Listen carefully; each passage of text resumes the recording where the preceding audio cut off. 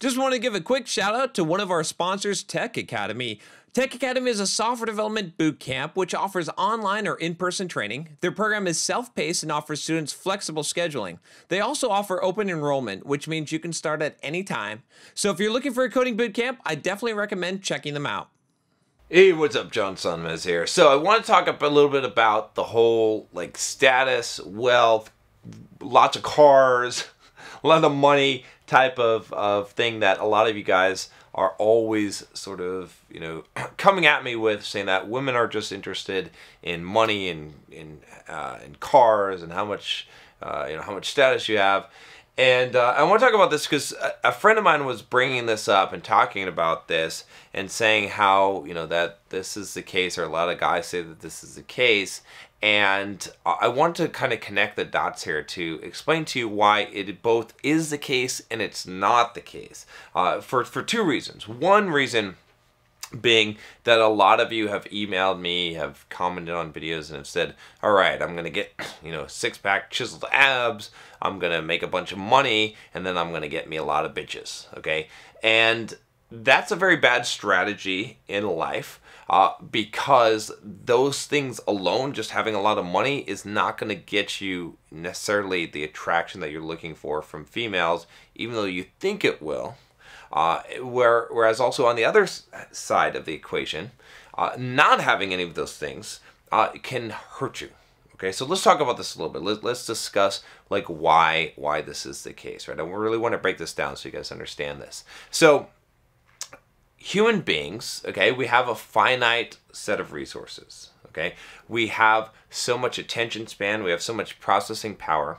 One of the things I've talked about in a lot of videos is this idea that we cannot process all the data that comes into us, right? So what we have to do is we have to use certain shortcuts in processing data and deciding, evaluating people, evaluating situations, right? This is where prejudice comes in, okay? When people say, oh, we shouldn't be prejudiced, I'm like, well, what the fuck? It's a defense mechanism. It's a natural, the reason why we have prejudices is because we can make quick assessments of people and situations, right? It's something that our brain is equipped with for a good purpose. Now, people use their prejudice in wrong ways, okay? And they assume that someone must be like this because of the prejudice or the bias or whatever it is.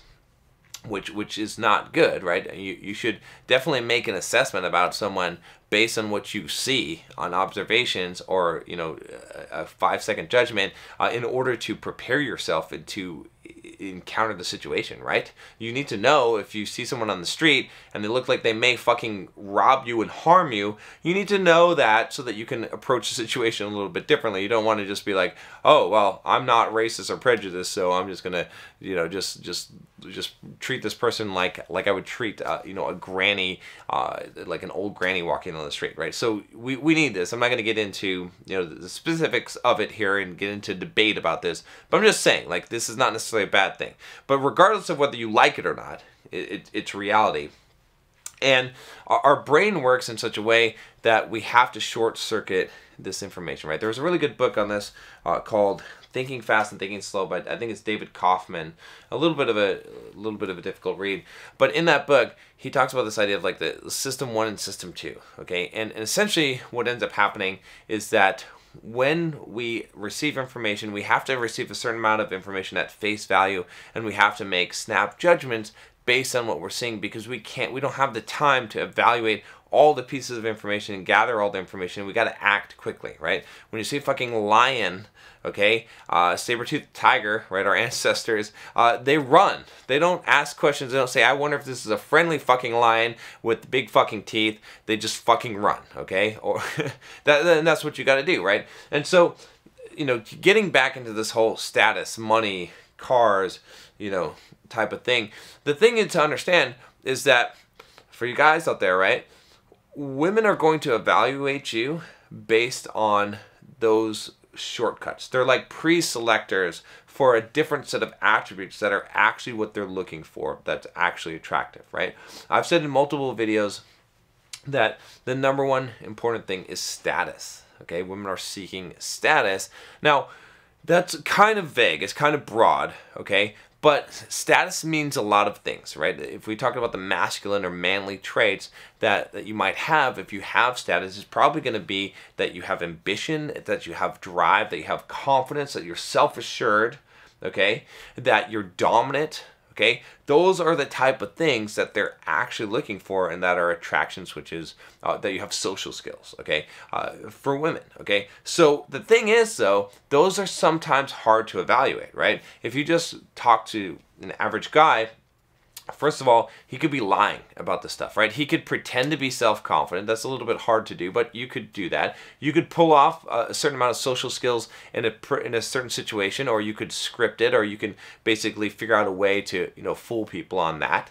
You can fool people about your self-esteem and your confidence, right? Or your dominance, right? Like, all those things can be to some degree faked and manufactured, and sometimes they're hard to evaluate just at a basic level.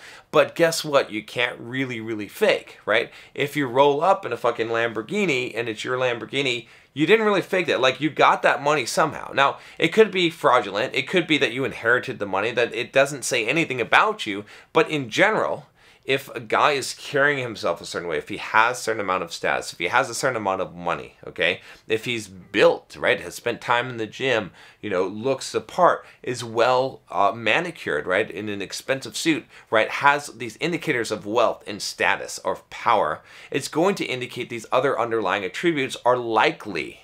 It doesn't mean that they're guaranteed, but they're likely, right? Whereas if you roll up in some fucking pants with holes in them, and you look like you haven't had a shower in 3 days, and you don't got $5 in your wallet, you're probably not very confident.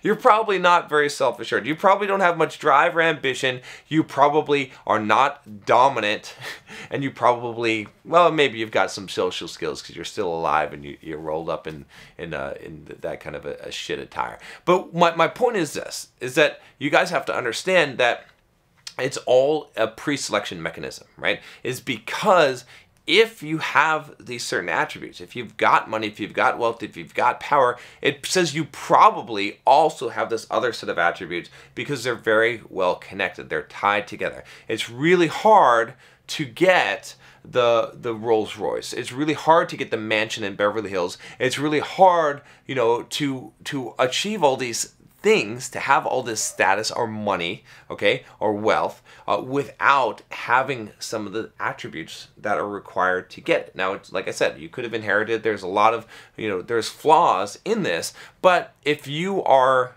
if you're trying to make the most optimal decisions, right, in the shortest amount of time, okay, and you've got a lot of data coming in, you're going to use these shortcuts. And you do use these shortcuts. I use these shortcuts. You use these shortcuts, okay? You can prove it to yourself if you were walking down the street and someone in a business suit. In fact, I think I've seen studies where they've done this, or they've done this as a as a video, where someone in a business suit asks you, says, hey, could I borrow $5 from you? You're likely to give that person. They look successful. They look the part. Okay. If a homeless person says it, you're gonna say no. You're not gonna borrow $5 from me, right?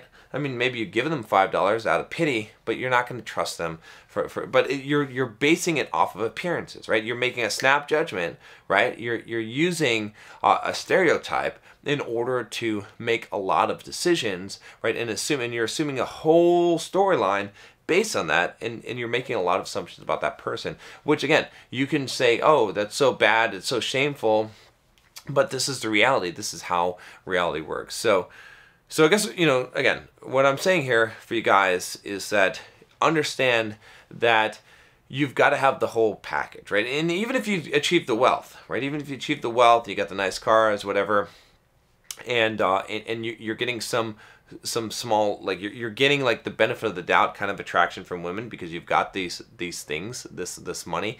What they're really looking for is those underlying attributes that would have caused you to get that money. Again, like I said, the dominance, the social acumen, what you could say, or social skills, right?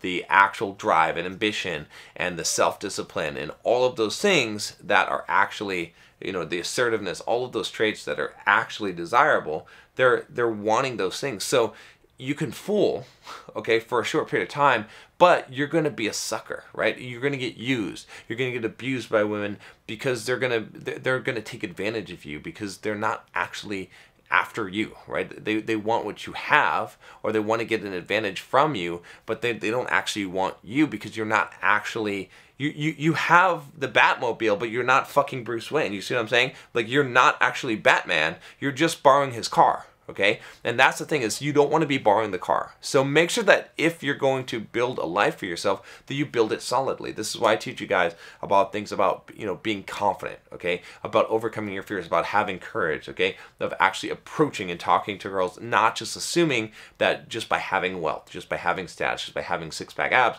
you're going to get all those things. Because yes, you're going to get the audition. Yes, it's going to help you, okay, but it's not the thing that they're actually looking for, right? And this is, again, a lot of you have this very jaded viewpoint, right? You're like, oh, well, girls are only interested in guys that have money and all of this stuff. And I get that viewpoint that you have, but it's wrong.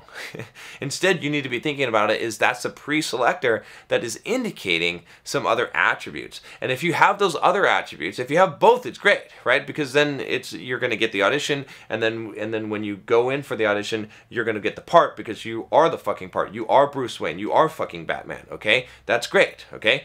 But if you have to choose, okay, have the actual attributes, right? Build up your confidence, build up your character, okay? Build up your self-esteem and your self-assurance, okay? Learn to become dominant. Learn to be aggressive and assertive when you need to be, okay? Learn to actually be a man that women would want to be with, that other men would want to be like, okay? And then those things are going to carry over in everything that you do. They're going to carry over in your business life. You'll probably be more successful. You probably will make more money. It'll increase the chances of that. But they're going to carry over in how you talk and how you walk and your demeanor and all of these things, okay? And that's going to elevate you to the higher status, which is ultimately going to get you what you want. So I hope you guys understand this. I hope this makes sense, right? Again, like I said, it's both of the things, but you have to understand the reason why, right? A lot of you have kept on pointing out like, oh, no, it's money, it's money, money. Yeah, money, sure, I get it.